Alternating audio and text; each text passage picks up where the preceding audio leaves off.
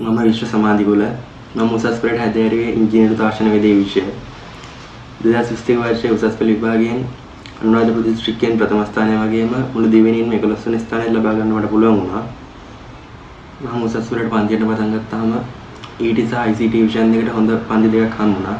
ඒත් SFT විෂයට හොඳ පන්තියක් හම්බ වුණේ නැහැ මට. මම ඔය වගේ දෙතුන් දෙනකම් පන්ති ගිහිල්ලා බැලුවා. ඒත් ඒකක්වත් මට හරි ගියේ නැහැ. මාස 6ක් 8ක් විතර වගේ ওই විදිහට එක එක පන්ති වලට මම ගිහිල්ලා බැලුවා. එතකොට තමයි මට SFT වලට ඇතුළත සර් හම්බුනේ. මම ඇතුළත සර්ගේ පන්ති ගියාට පස්සේ මම මුලින්ම සර්ට කිව්වේ සර් මට SFT විෂය අවුල් වෙලා තියෙන්නේ කියලා. එතකොට සර් කිව්වා පන්ති ඉඳලා බලන්න ඉගෙන ගන්න උත්සාහ කරන්න එපා කියන දේ හොඳට අහගෙන ඉන්න කියලා.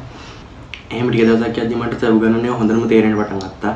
මොකද සර් හැම පාඩමක්ම බින්දුවෙන් පටන් අරගෙන අපිට A level විෂය ධාරාවේ තියෙන උපරිමයටත් වඩා හොඳට උගන්වනවා. ඒ වගේම හැම කරුණක්ම අපිට හොඳට අවබෝධ කරගන්න පුළුවන් වෙන විදිහට සර් වෙනම විවිධ ක්‍රම භාවිතා කරලා අපිට ඒවා අපේ මොළේටම දෙනවා හොඳටම. ඒ වගේම ඔයාලා ඇතුළතගේ SFT පන්තියත් එක්ක සම්බන්ධ වුණොත් ඔයාලට විෂය කරුණු වගේම තවත් බාහිර දේවල් ගොඩක් දැනගන්න හම් වෙනවා සර්ගෙන්.